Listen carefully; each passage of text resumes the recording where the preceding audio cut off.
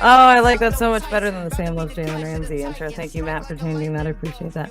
Hello, everybody, and thank you for tuning in to the AFC South Fan Battle Podcast. My name is Samantha Wardnett, also known as Sammy Football. I am your host for this evening and most other shows, so thank you guys for joining us. If you are joining, make sure you share and like and comment, because we will be featuring comments live, and we do have a special guest tonight. So football is back. Training camp is officially underway, and I think next week we have a game. You know, we have things moving. Finally, we have something to talk about.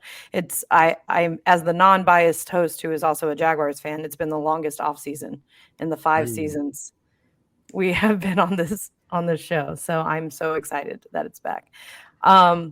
But I do want to mention before I introduce our commentators that we are running a contest at the moment. You can win a NFL jersey of your team, a jersey of your team, whatever jersey you choose. So go on our YouTube. It's youtube.com/Fan Battle Sports.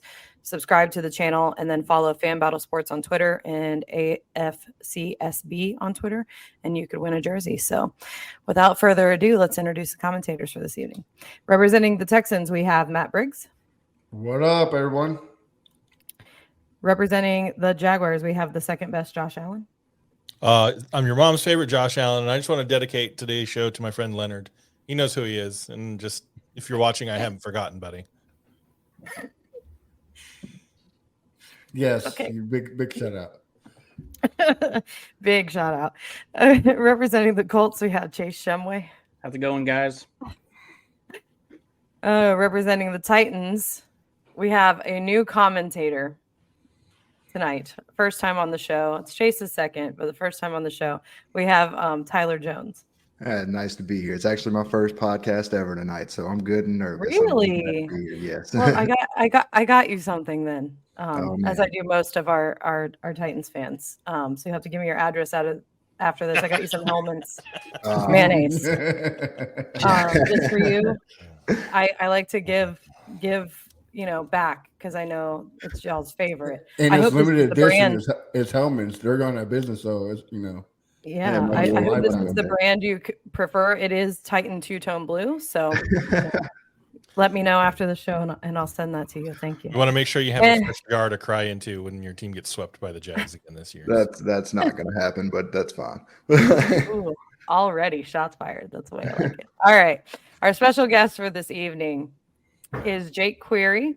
He's from 107.5 The Fan, which is a flagship Colts radio station in Indianapolis. How are you, sir? How you doing this evening? I'm well. It's a pleasure to be joined by all of you. I do have to say, with all due respect, because I know that I'm the interloper here in the program, that Josh Allen would actually be the third most famous Josh Allen. Ooh, I love it.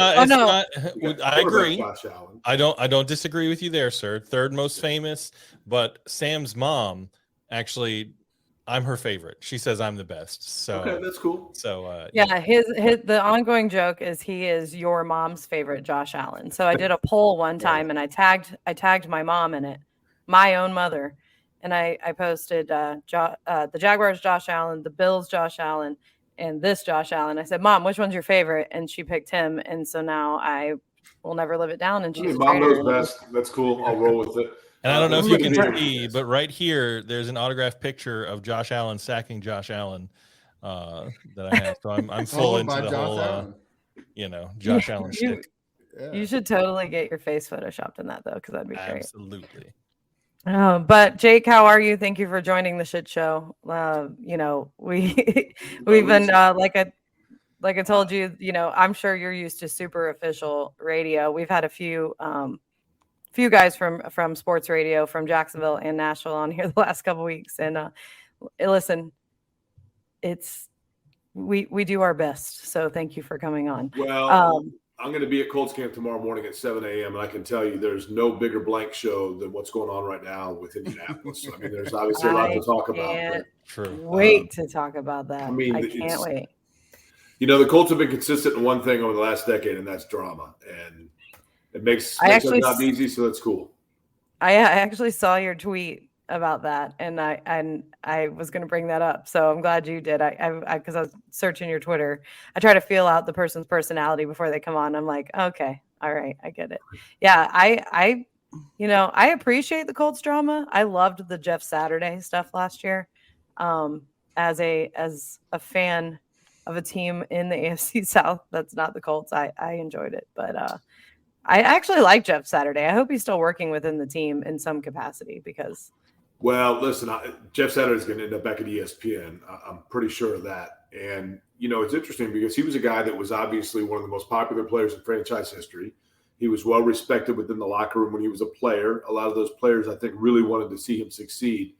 But he was put in a tough situation because, you know, Jim Irsay was kind of on an island and thinking that was the right way to go. I think, to be honest with you, I think we were probably one or two games from, you know, the end of the year. There were a couple of games there that kind of hindered the balance. And I think Irsay was really hell-bent on bringing back Jeff Saturday. I think Jim Irsay saw that as Jim Irsay's decision that he wanted to validate and show that he was kind of the smartest guy in the room when everybody was doubting it.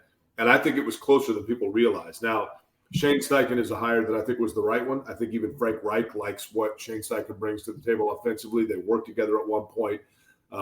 So, you know, Indianapolis, I think, has the pieces in place to be able to have some trajectory in the right direction. But there are a lot of big question marks, and any of that, you know, for those of you that are fans of other teams in the AFC South, you've got certainly probably at least a 2 to 3 year window before Indianapolis is somebody that you're going to have to really consider towards being up towards the top of the division, in my opinion, unless Anthony Richardson comes along quickly. But it is nonstop in terms of just when you have an owner like Jim Irsay that claims he doesn't want to get involved, but does get involved and has been around. Is very involved. Yeah.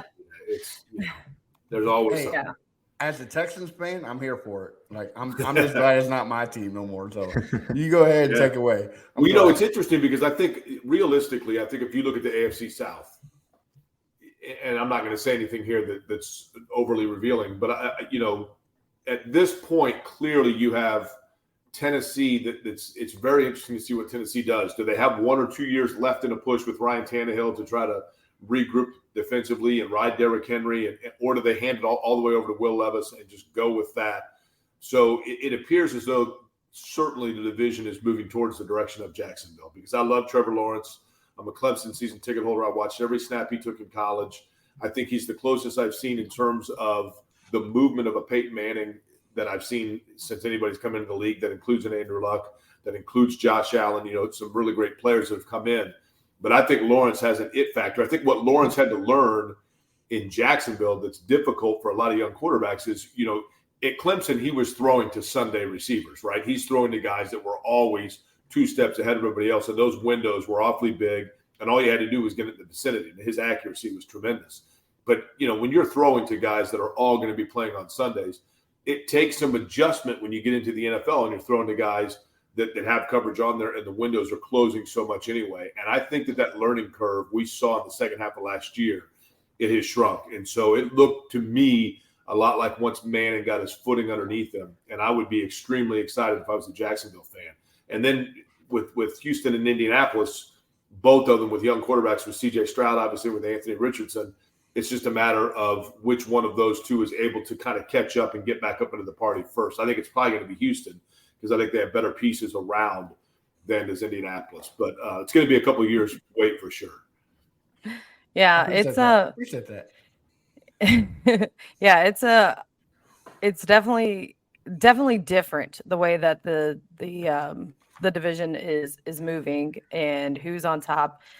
There's no, you know, question. We were kind of like the laughing stock, but I think people are finally afraid of us as a division. Finally, you know, thank the Jaguars for that, I guess. I don't know. I'm just talking crap at this point. But we've had so much between Urban Meyer and the Jaguars and everything that's happened with that. Houston and the Deshaun Watson drama. and the Colts and everything else. It's like it's good. Like I know that there are some pieces that seem messy, but man, it feels good that as a division, because at the end of the day, like me and all these guys, we all talk crap to each other, but we'll want the other one's team in the postseason to make it.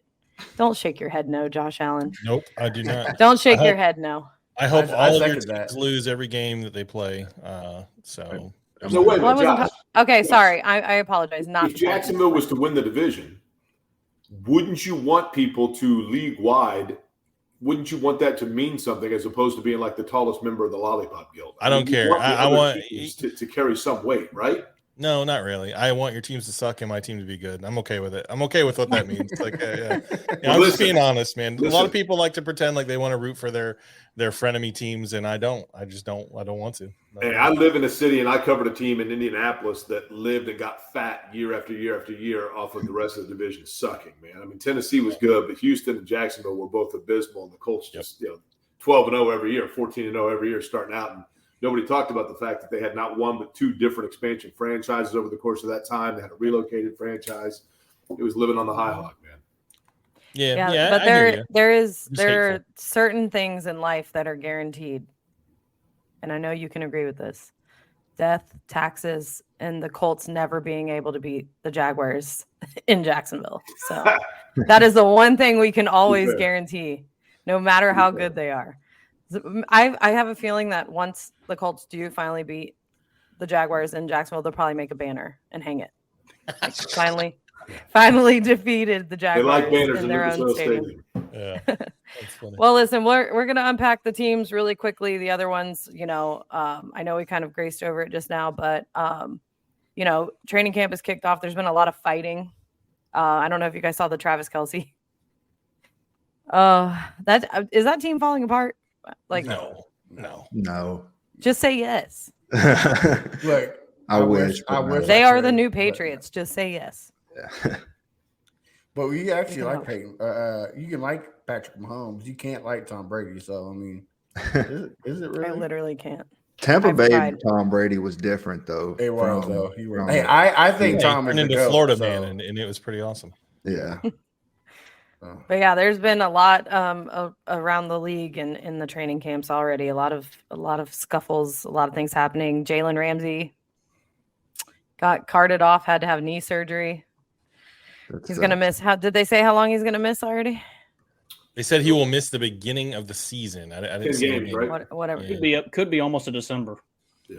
And former Colts running back Naheem Hines, he got Out hurt for the season for a snowboarding accident. No, I thought it was jet ski. Jet skis. Jet ski. Yeah, Jet ski. I was gonna say snowboarding in You're thinking of July. Andrew Luck. You're getting your standards wrong. You're getting your injuries wrong there, buddy. That's right.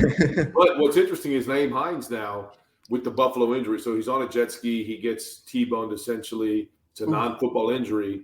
And Buffalo now is actually getting into the finite of his contract to find out whether or not that was a violation of his contract that would prohibit him from collecting any sort of insurance and or salary money off of it. So really good guy, Naeem Hines. I like Naeem Hines a great deal. He's a super nice guy, talented player, underused in Indianapolis. I thought a little bit underused in Buffalo once they got him. But obviously it was huge in some emotional moments for them. So that sucks all the way around. Yeah, that's awful. Yeah. Well, let's break down real quick, Matt. Go ahead, dive into the Texans. Anything? Give us just a couple minutes. Snapshot. Yeah, we had training camp. Davis Mills still throwing interceptions like always. But one thing I love, especially now we got CJ Stroud. That's one thing I'm love to hear is D'Amico Ryan says CJ Stroud's not making the same mistake twice, unlike other quarterbacks he's seen. So that's a good thing. But everything I've been reading, hearing, seeing is the defense is moving in a unit. So I can't wait that. Me, BT, and Chris will both say by the end of the season, Texans will have a top 12 secondary, and I think it's going to happen. So other than that, yeah, that's it. All right. No drama, so I'm good. Josh Allen, the Texans or the Jaguars. Wow. Yeah, I My mean, bad. the stuff coming out of camp in Jacksonville is the stuff you would expect. Trevor Lawrence looks good. Calvin Ridley looks like he's literally moving in, like, he makes everyone else look like they're moving in slow motion, right? They've opened the new practice facility there that they're doing camp in, and fans are there. So it's actually been a pretty lively atmosphere. The tight ends, they say, have had a good camp, all of them so far. And then the only other thing I've seen is Chad Muma and Gregory Jr. on the defensive side have been making some plays. There's a couple of interceptions. There's really athletic plays they made on a couple Trevor Lawrence balls and picked them off. Camp interceptions, who knows, right? Like I'm not smart enough to tell you, first week of camp, if an interception from your QB to a guy like Chad Muma is a bad sign, but I would imagine you see, some of that as camp goes on. But it just seems like things are trending in the same direction they were trending into last year. If the Jaguars can play mistake-free football like they have shown they can do at times, they're a force to be reckoned with. So we'll see. I mean, that's what you want. That's what you want interception, right? It's training camp, not game. So sure. Yeah, I agree with it. Yeah. Well, there's a little bit of a fuss made over the one interception that Chad Muma made. Jaguars fans, I love them, but they're stupid. And people freaked out like, oh, he threw an interception right to the. I'm like, come on, y'all. It's 3 days into camp, like they're learning, dealing with a whole bunch of stuff. But the most exciting thing probably is Calvin Ridley. Ridley, just like I said, he looks like he's from another planet. The way he moves, the way he runs routes, like it's insane. It's crazy. So. Oh well, I guess Sam didn't want nothing to do with this, so we'll who's the vice host? Like when Sam drops off, like which one of you is not allowed to travel with her at all times? Like who becomes the? Yeah, I can tell you right now. I've been on here for 10 minutes. To me, there's a very apparent like vice host here, like the number 2 in command. Now, who do you guys think it is? I don't know. I'm gonna say it's Josh Allen. The number 1 Josh Allen. It is Josh Allen, clearly, and that might be that Jags bias, right? But yeah. Well, Sam and I live in the state. We both live in Jacksonville. Like she's literally 5 minutes down the street from me, and we work on other like podcast stuff together. So she and I. Now, is it required that you listen to Leonard Skinner if you live in Jacksonville? It is on your birthday. You have to listen to Leonard Skinner's greatest hits. Okay. I did go just last year with a buddy of mine. We were on a road trip, and we went right on the Mississippi-Louisiana state line to the site of the Leonard Skinner plane crash, by the way. Oh, that's wild. It is crazy. It's out in the middle of nowhere. Yeah, and there's a big controversy right now. Oh, sorry, I didn't mean to interrupt. They have a memorial there, like a big thing now for it. Yeah, there's a controversy here. So the house that Leonard Skinner first started practicing in is called the Hell House. It's in this little town called Green Cove Springs. And all around it is a giant subdivision. And the people that now own the land are trying to sell it so that someone can build a house on it. Man, that's got to be a historical landmark, doesn't it? Yeah, you would think so, right? Yeah, I think so. Yeah, but I guess Sam's house got hit by lightning. Yeah. I'm actually in Muscle Shoals, Alabama. That's where I live. Nice. And so Leonard Skinner wrote most of their a lot of their hits here and recorded them. So it's kind of like it's a crazy connection right there that you're right by where they started. And then I'm right by where they started recording. Okay, so let me ask you this. It's in Alabama, and I'm curious of this. This question has no definitive answer. It's a nonstop debate. Which is Leonard Skinner's signature song? Sweet Home Alabama or Freebird? Well, here, Sweet Home Alabama is almost like a state anthem. So to I'm me, sure. That's what it's going to be to me. And, on Saturdays we wake up and that's what we listen to. So, I mean, like that's the stakehold to them here is Sweet Home Alabama, but Freebird is probably their most iconic, I would imagine, everywhere else. I don't think people. That's a good way of saying it. Yeah, So it's crazy that y'all bringing up Leonard Skinner because 2 weeks ago my father passed, and he was a big Leonard Skinner fan. And our last name is Briggs. So every time that stupid "Call Me the Breeze" song came on, that's actually my favorite Leonard Skinner song. He would sing "Call Mr. Briggs." So it was a good memory. So I will tell you that probably Goosebumps. Sweet Home Alabama is their most famous and well-known song, but you cannot go to a bar or a place that has like live music playing in Jacksonville and not have someone yell out at the top of their lungs, "Play Freebird." Oh, I think Whatever Freebird is band the is- signature yeah. song because That's Freebird me is the at every signature level, song of an man. entire genre of music. Yeah. Yeah. So I think it's Oh, Freebird. for sure. Well, Yeah. Anyway, the Jags are really meanwhile, good. the guys from This is- Tennessee and Indianapolis are like, what the hell are these guys talking about? Look at this guy. He covers the Colts, and he's talking about Leonard Skinner and plane crash sites. Hey, you're my favorite Colts interview we've ever done, just because you have an appreciation for Leonard Skinner. So well, the thing I appreciate about Jacksonville, two things about Jacksonville, real quick. Number one, the whole town smells like Maxwell House coffee is being roasted. Yes, it does. And number two, when I went down to Jacksonville in, I don't know, probably 05 or 06 to cover the Colts Jags, I was using a photographer from down there, Tom Stallings, great dude. And Tom Stallings took us to a bar called Locals, and we went to Locals. And Tom Stallings knew he knew everybody because he's a local. And the entire Indianapolis media that was covering the Colts got free shots at Locals all night. And I was the only smart one that abstained from the freebies, and people were puking on the field next day. Awesome. Yep. The Colts threw up on the field too, actually, for that matter. But it was a great memory. Yeah, that's happened many times. The Colts throwing up on the field in Jacksonville. When the Jags sucked like a lot for a long time, like the one game that I would go to for sure every single year was the Colts home game, because I knew that was a lock. It's like a guaranteed win. So it was always amazing. Oh, look, she's not dead. Can you guys hear me? Yeah. So I'm actually tethering from my phone. My house got struck by lightning and it hit my entire modem. Like my modem is done. I'm shocked you guys didn't hear it. You mean like right then we got hit by? Yeah, like when I froze out. So we have like a bad thunderstorm because of Florida. Wow. My house, I mean, I heard that it like clicked and like there's not even a light on my modem anymore. So I'm tethering from my phone right now. It's that was scary. That's wild. Well, that scary. All right. So I don't even know where you guys are at. I commented to let y'all know. We had a really good chat about Leonard Skinner, and I really like this guy.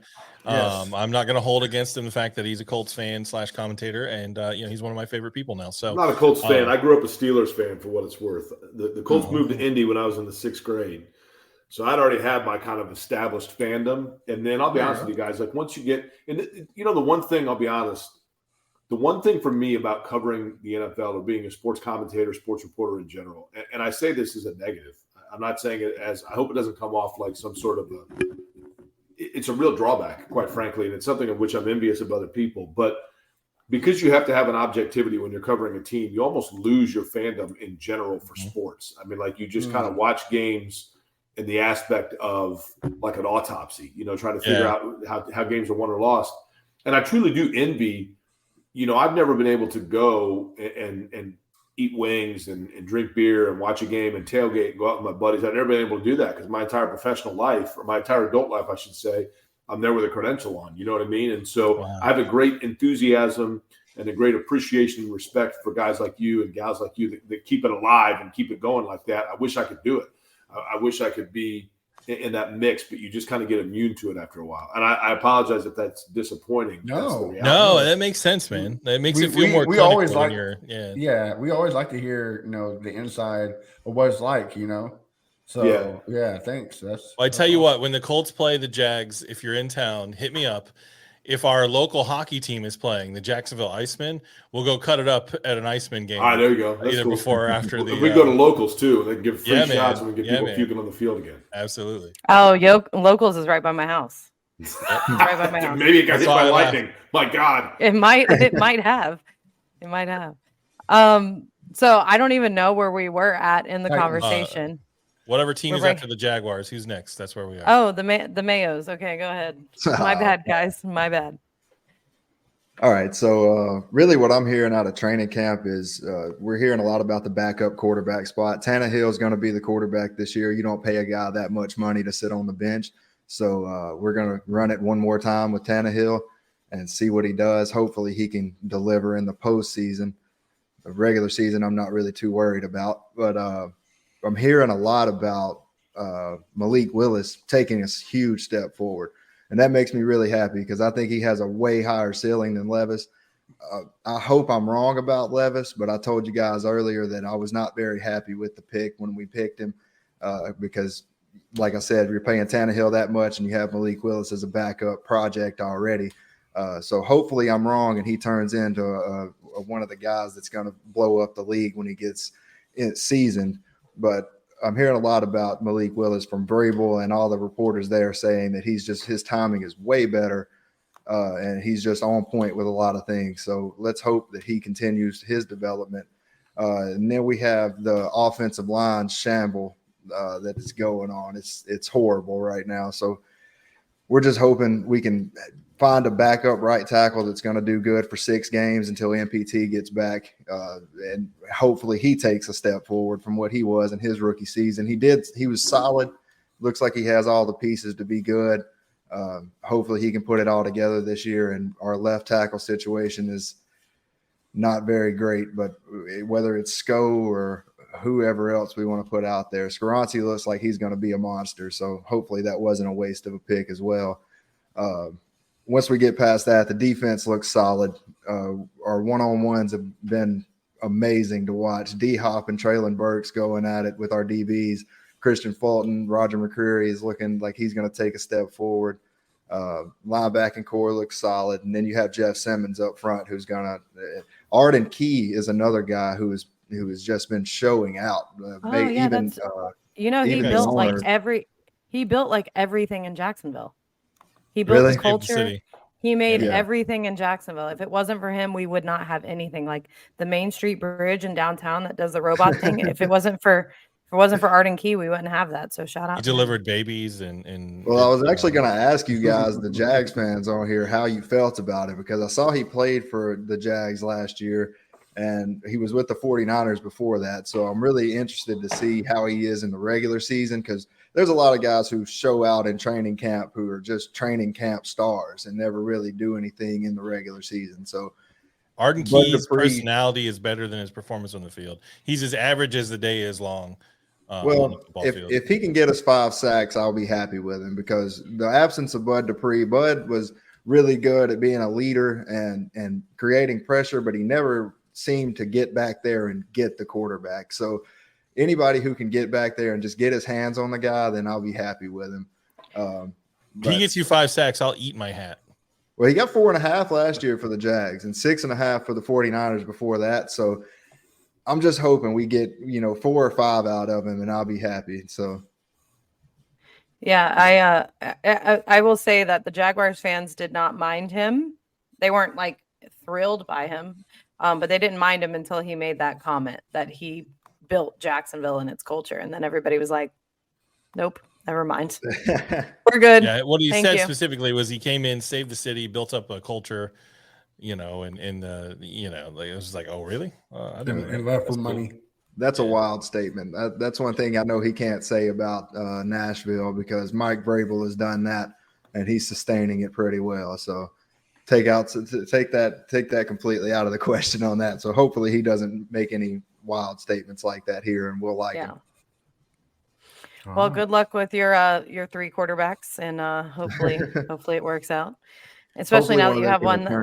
Especially now that you have one that puts mayo in his coffee. So shout out to that. All right, the reason why we're all here: the Colts, Jonathan Taylor, the drama, the saga continues. I'll let Chase and Jake. I'll just let you guys talk, because I feel like this is one of those instances where we don't really have room to talk in this situation. So I'm gonna let y'all take it. Well, all right. If it's okay with you, Jake, I'd like to go first. Well, I have to get my hat off of this because we got a lot to talk about. Oh, he's about to eat his hat. See? Let me take this hat off. But yeah, obviously everybody knows it's all about Jonathan Taylor right now. This whole Jonathan Taylor story has basically blown up Anthony Richardson's training camp moment. But yeah, Taylor had surgery, I believe in January, took 2 to 4 weeks to recover. Then all of a sudden now, Stephen Holder just reported that, and Mike Chappell said it too, that apparently there's a back injury from an Arizona trip he had. So I didn't even know that. So they now are going to put him. Jalen Ramsey pulled that same stuff. And there's talk that my back hurts. And now in April, Taylor said he was okay to play on his rookie deal because he said he owed it to the franchise. He was drafted by them. He will play on his rookie deal. Then in May, he changes agents. And all of a sudden, when that happened, the agent thinks he's worth $20 million a season. 16-20. And then, but other than that, we got, what else? We got a new kicker. Matt Gay is kicking bombs. Rodrigo Sanchez, our punter, is kicking bombs again. Hopefully he stays healthy and doesn't injure himself on sprints. Can you guys still hear me? Yeah. Okay. So I like. What else? And a lot. Anthony Richardson's throwing bombs, but it's preseason. No one's in pads. Obviously, Isaiah Rodgers got cut from the team for gambling. Yeah, just a lot of stuff going on with JT. Huh? Just a lot of stuff going on with JT, and Jim Irsay thinks that the coaching is now been fixed, so he's going to hold off on paying Jonathan Taylor right now and see how that goes. I mean, we've had a lot of great running backs, but there's no way I can think JT gets traded whatsoever. I just can't see it happening, and the running back market is so scarce. And before the show, I said Derrick Henry's only making 14.7, and he's not the greatest running back in the league. So we'll see what happens, but $16 to $20 million is a lot of money for a running back. And I'm also glad Darius is back. He's looking like he's almost back up to par. And if JT plays, we're probably around that 6.5 win mark. But if not, we're probably at the bottom totem pole. All right, let's hear from the man. I think the challenge for Indianapolis is simple. First off, let's start with Jonathan Taylor. Jonathan Taylor's getting really bad advice from his agent, and I get it. An agent's job is to get a guy is paid as much as possible. And the reality is that Jonathan Taylor has more value to the Indianapolis Colts than he would for other franchises, and his agent knows that. If you go back and you look at Indianapolis's time when they've had franchise quarterbacks that they've drafted high, I mean, you go back all the way, Jeff George had Eric Dickerson. Peyton Manning had Marshall Faulk as a rookie, and then obviously that turned into Edgerrin James when they traded. And think about that. Let's go back to that. They traded Faulk, who still had an MVP season and Super Bowl left in him, and they got a second and a fifth rounder. So Faulk was just entering his prime when they traded him. Andrew Luck obviously had the benefit of a Reggie Wayne as a safety net offensive player to lean on. Jonathan Taylor and his representatives know that Anthony Richardson, to get his footing and to get underway in the NFL, especially in Shane Steichen's offense, that the running back position is of importance in what they want to do and in offering something to keep defenses honest for Anthony Richardson and to allow him to get footing underneath him. But that said, they also, what they don't realize, what Jonathan Taylor doesn't seem to realize, is that the timeline is not in his favor. Because if he's coming off of the end of his rookie deal and then he wants, let's say, a 3-year deal. So you sign him 3 years, but during that time offensively, you're actually continuing to grow Anthony Richardson. You're continuing to grow your passing game. And Shane Steichen has shown, if you look at Jalen Hurts, a lot of the carries now are going to go to Anthony Richardson. So for Taylor, it's a catch-22 because he does have value to Indianapolis more so than other franchises, but that value probably is dwindling as the time goes on. And there's no reason for the Colts to commit to him because of the fact that they can not only have him play out this year with his rookie deal, but then they can franchise tag him for a year.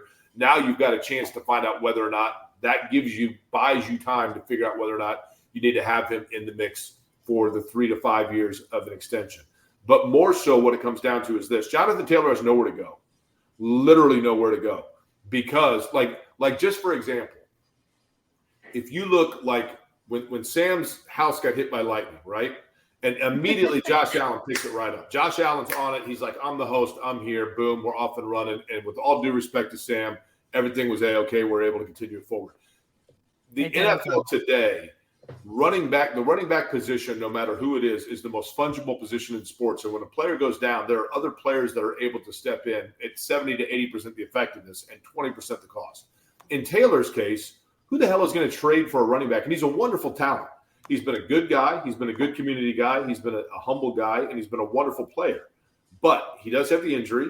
And in addition to that, who's going to trade for a guy right now when Ezekiel Elliott and Delvin Cook are sitting on the sidelines just waiting to just go into a camp and sign somewhere? Why would you give up assets when you can sign a free agent that is 1,000-yard back? So the market does not dictate things well for Jonathan Taylor. Where Indianapolis has aired, where Jim Irsay had aired, was coming out and airing this and speaking out about the running back position and the unity of running backs, which Jonathan Taylor and his representatives saw as a slight.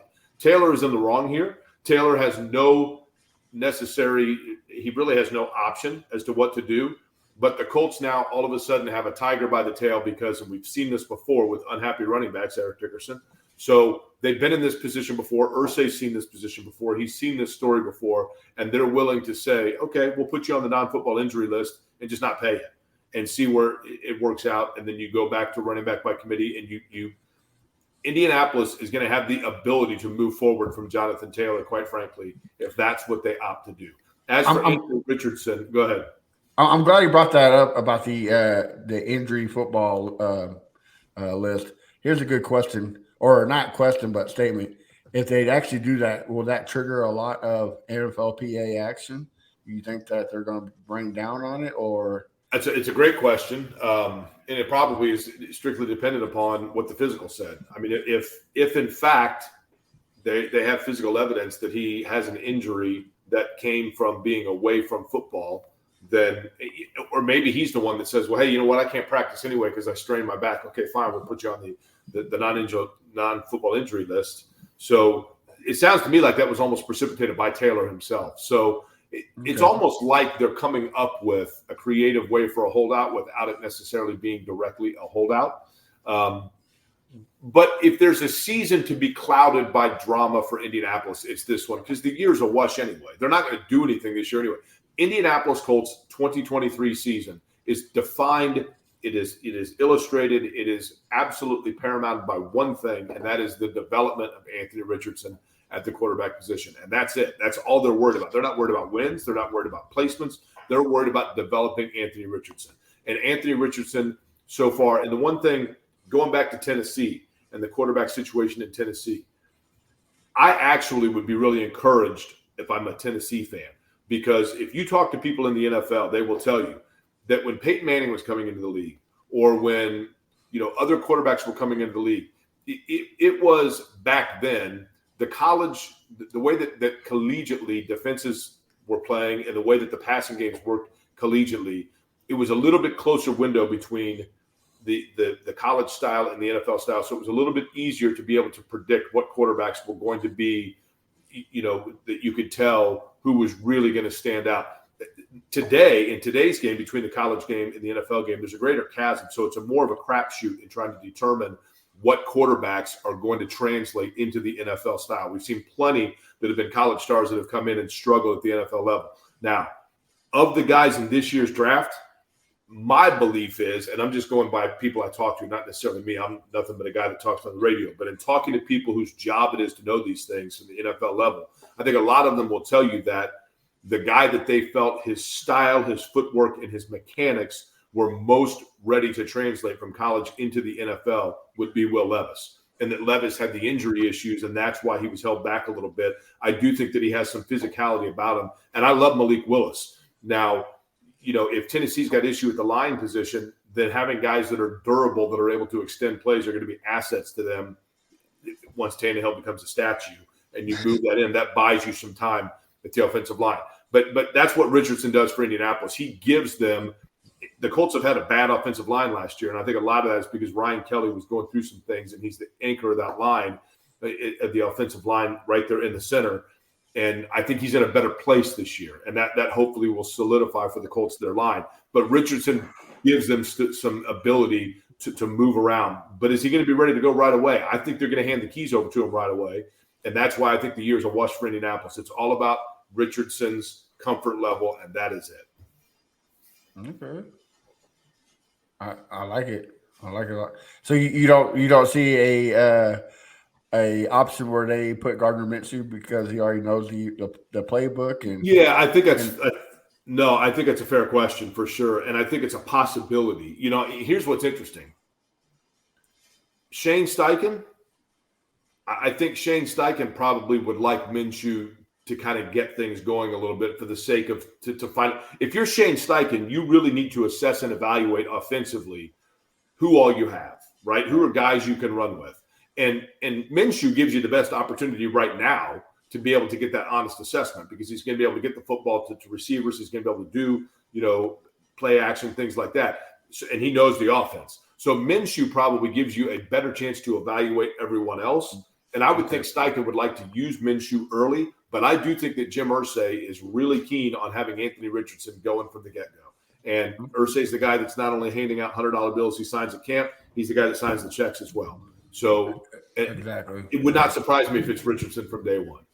Is there a point to be made, though, that you don't want to throw him into the fire with an offense that is subpar? Because, I mean, confidence, I feel like, is a big key for quarterbacks in the NFL. And I'm not sure about putting him in there with hardly any weapons, especially with JT not playing. So, Tyler, I could not agree with you more. I honestly, I have always felt that way. I mean, that is, to me, the most astute thing that's going to be said on this show tonight. Because if you look at quarterbacks in the NFL, more often than not, what is the separator?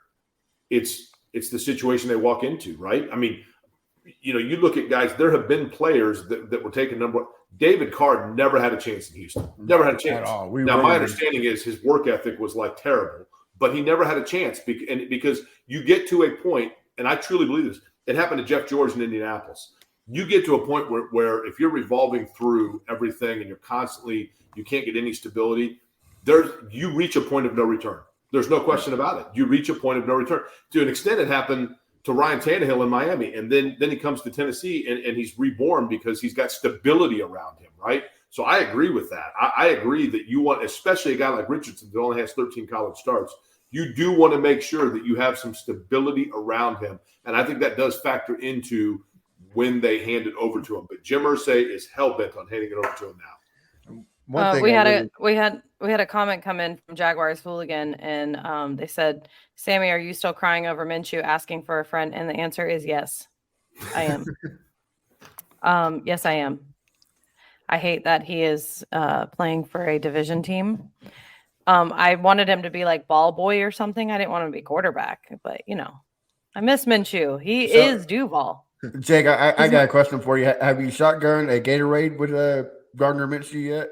You know what? We were just talking about this on my radio show the other day. I'll be 51 years old in September, right? I had a normal upbringing, whatever else. I've never even shotgunned a beer. Can you believe that? I've never in my life shotgunned a beer. Well, you have to do it now. So let alone, I guess a Gatorade will be the way to do it, right? Now, we did do this on our radio show leading up to the draft when it looked like the Colts, there were obviously the quarterbacks. It was Levis, it was Richardson, it was Stroud, and it was Young. Those are the four guys. So in talking about Levis and evaluating him, we decided to try mayonnaise in the coffee. Now, I personally think mayonnaise is the devil's spawn anyway. It's the most horrific thing ever produced on planet Earth. But the coffee mayonnaise combination was absolutely – see, that is just just looking at it. I can smell it. I can smell that from here. Like mayonnaise, it is so bad. But mayonnaise and the coffee in particular, it coagulates immediately. It was the most. It was like sour cottage cheese, and then coffee's awful anyway. We actually had a bet for the Titans Jags game last year, and one of the Titans commentators, because he knew that they were going to win, which I knew they weren't. So he lost the bet, and he had to eat a spoonful of mayonnaise on the air. That was the bet. Yeah, even the sound that it made. Oh, it was awful. It was really bad. It is the most. I'm not kidding. Sorry, Jake. It's Sorry, the spawn Jake. of the devil. It is so bad. We can agree with you. Everybody besides Tyler, we can agree with you, but yeah, Tyler's over there rolling up his sleeves, like, quit talking about Dukes like that, man. No, I'm right there with y'all. I don't understand how the mayonnaise in coffee. I drink coffee every day, but I'm not a big mayonnaise guy myself. I know that's contradicting with all the Titan stuff. Did they run out of banana pills up there? Jake, why did y'all do the coffee and not the banana pills? I mean, that's no way. What's the banana peel one? Oh, that's right. He eats the banana with the peel, right? Right. Yeah. Yeah. So my understanding is too. Now, after the fact, it is funny. It's funny you mentioned that because it's like, to me the banana peel thing is more bizarre than the coffee and the mayonnaise, right? But the mayonnaise coffee thing is the one that took off. And then afterwards, he explained. I don't know if you guys heard what he said. Like, actually, what happened is like one time he and his girlfriend didn't have cream. They forgot to get cream at the grocery Right. store. Yeah. So as a joke, he did the mayonnaise thing.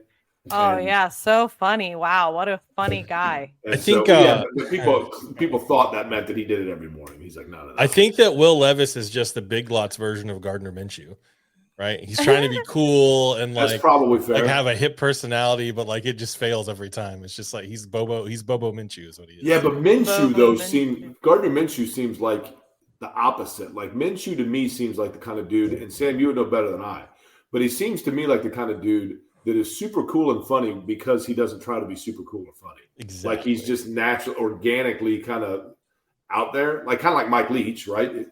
Like he's just kind of out there, and that's what makes him fun, and that's what makes him cool, right? And I will say, if he doesn't start this year, then he becomes easily one of the 5 best backups in the league, which is what he's been. I mean, I think he's a solid player. Yeah. Because what the Yeah, Eagles only lost one game one of the cool without Hurts, so Yeah, solid. Yeah, the one of the coolest things about Minshew that I liked is I remember showing up to the stadium for some event, I can't remember, and you saw all the football players' cars in the parking lot, and they were all like, expensive vehicles, and he had like a 2004 Acura, like still, like he was like, why waste the money? I love it. I love his personality. Beautiful. So what's next for the Colts? Like, what's next for the Colts? Do you feel like besides, you said building Anthony Richardson, like obviously you don't expect anything this year, but what else? Is that they've it? got to do something. No, they got to do something with their defensive backfield. I mean, they are literally young. Yeah, they're young, and they don't. I mean, Chase, you can speak to it. They've got Dallas Flowers had some moments as a rookie, but he's an undrafted guy that goes in there. Juju Brents, who's a rookie that they drafted this year, is an Indianapolis native, is going to have and is athletic, but is untested. They're going to have to build depth at the line, at the corner position. The thing for me about the Colts that has been their downfall, just my opinion, is the Colts have spent under Chris Ballard the blueprint of building really good players at the positions that are the least relevant in the 2023 NFL. If Chris Ballard was building an NBA team, he would start it right now in 2023 with like Patrick Ewing, Sam Cassell, and Anthony Mason, guys that totally don't exist in the 2023 NBA. And in the 2023 NFL, Indianapolis has got to be the only franchise out there who has tried to build their roster around a middle linebacker, an offensive guard, and a running back. Old school. And now they see. I think last year Ballard, to his credit, came out and said, you know what, I erred. We won 4 games. We were terrible. I think he saw it. And so they just said, okay, we're going to have to go ahead. We tried to buck the system forever. We got to get on board with everybody else and get a dual threat quarterback and that has a big arm and let that develop and organically grow. And now we've got to bolster the positions that we kind of neglected before because we were putting our resources elsewhere. And DB and corner and safety, all that as well. Yeah. So do you see Chris Ballard next year, or is he gone? No, I think Ballard bought himself 4 more years by drafting Richardson, quite frankly. I don't know. I mean, you just made Reese upset. I mean, Irsay loves him. Irsay loves him. So, you guys remember Etch-a-Sketches when we were kids? Yep. Did you guys have those? You shake it and then it clears out. That's last year. Jim Irsay allowed Chris Ballard to take the Etch-a-Sketch and shake it. And so now he's just starting to turn the knobs again. So you can't decide whether or not the art that he comes up with is good or bad until he's had plenty of time to build a new one before you decide to shake it or go with it. Yeah, I think Ballard sucks, so I'm happy to hear that he'll be there for me forever. I can see that. I can see that. Chase, do you have one more question for Jake before we go ahead and wrap this up? He kind of stole my question there, but I was basically like, it's like, do you want Ryan Grigson or Chris Ballard? Because I keep looking at the numbers. I understand Ryan Grigson was, an ass. Because I heard that from Pat McAfee. He said it several times. Your mother is watching, Chase. Oh, yeah, easy there, bud. But calm down.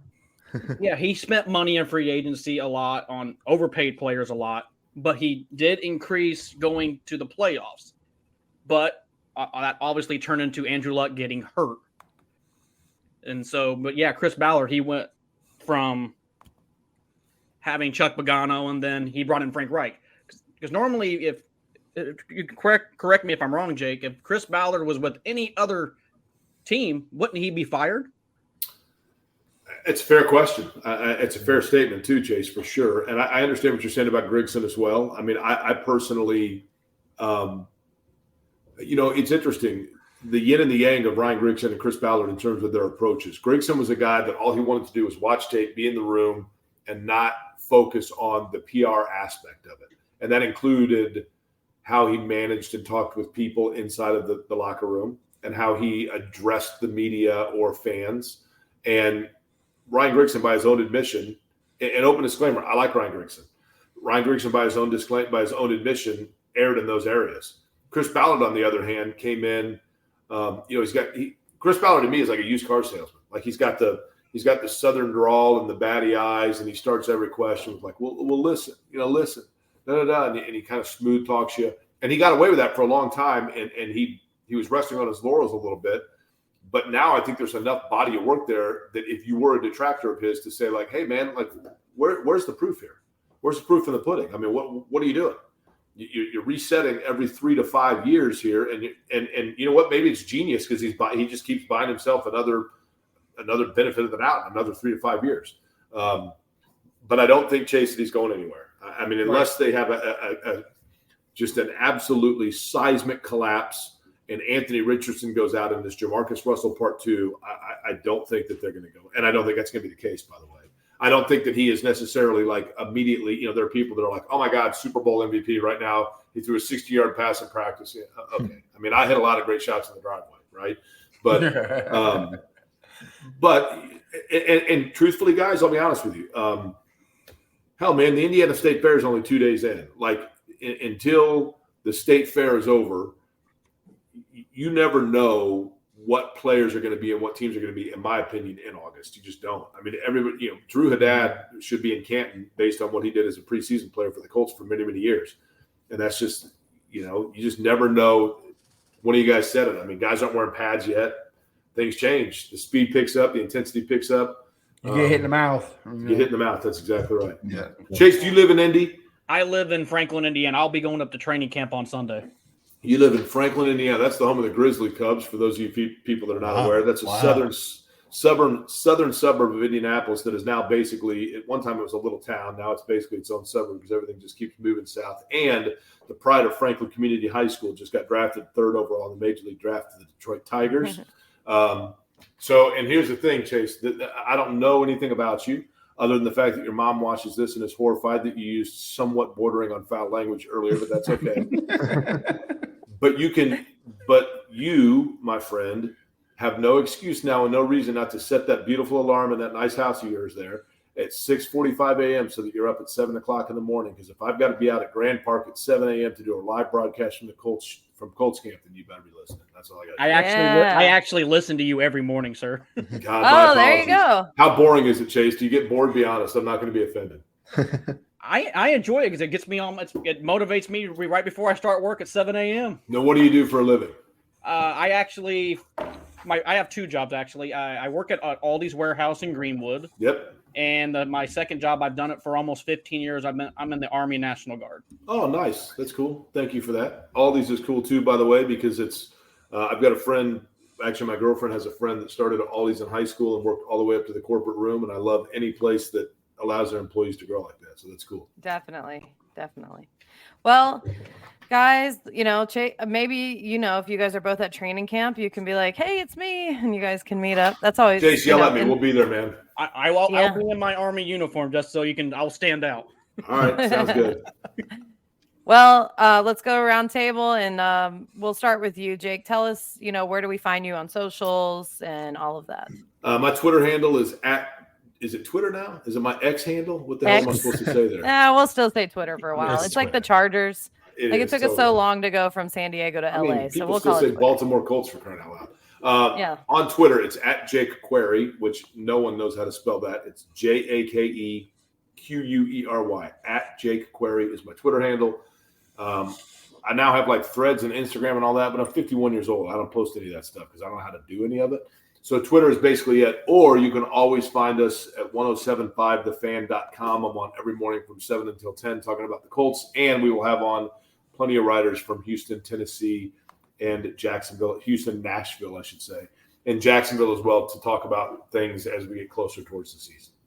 Heck Sweet. yeah. Josh Allen. You'll Second find best. me on Twitter at Josh Gives Up, and also every Sunday when I'm not watching the Jags, enjoying very much watching Anthony Richardson overthrow receivers in the NFL like That's he did entirely his whole possible. career.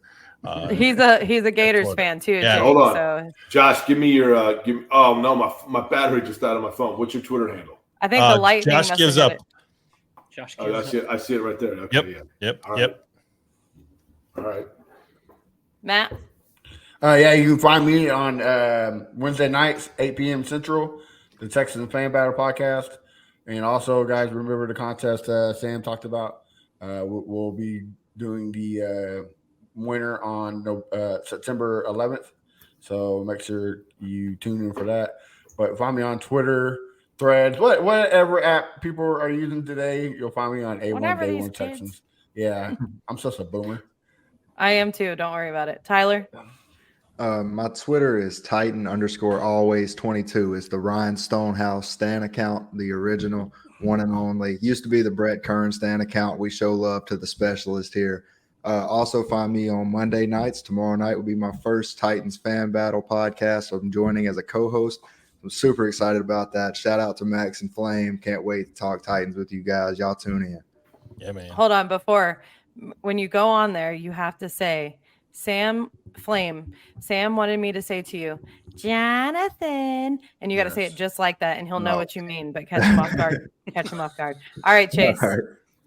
You guys can catch me at on Twitter at csgordon2434 and also on Facebook. My name's right there. And yeah, I'm a big fan of yours, Jake. And also he does the Pacers. And I got a quick Pacer question. Yes, What do you think of the team so far with all the upgrades they put in so far? Really good. I think the Pacers are going to be really good. I think they had a window there that was probably a 3-year window of rebuild. I think it's shrunken significantly because Halliburton, was more than probably what they knew when they were getting him. And then they have really good young pieces to put around him. I think Mathern's a great piece. They drafted well. So I'm pretty bullish on them, to be honest with you. I don't, this year maybe they get up into the 40-42 win range, get into the playoffs and get a little bit of experience with that. And then I think probably they ascend from there into, the East is pretty loaded, admittedly, but I think they are on their way to being, hopefully, within 2 to 3 years, a team that has a 5 to 6 year run contending in the East. Awesome. There you go. You made Chase happy with that one. I see he's content. Well, guys, you can find me on Twitter at Sammy Football with an I. Of course, follow AFC South Fan Battle, which is AFC SFB. I didn't mess it up this time. And Fan Battle Sports on Twitter as well. Check out the contest. Check us out. And of course, I couldn't not mention the Horseshoe Mob Tuesday nights at 9:30. That's our Colts podcast. So make sure you check that out. Thank you guys for tuning in, and we will see you next week. Thank you, Jake. All right, guys. Jalen My Ramsey. pleasure. See you, Chase. Sorry for the lightning bolts. AFC Southside. AFC. Are you ready for the fight? Nighty night, lights out, no Tyson. About to be the clash of the Titans. Strike like a lightning bolt. You feel the ground pounding, that might be the coast. Quick like a joke, like to hit when provoked. Don't you doubt that. That's a Jaguar, do a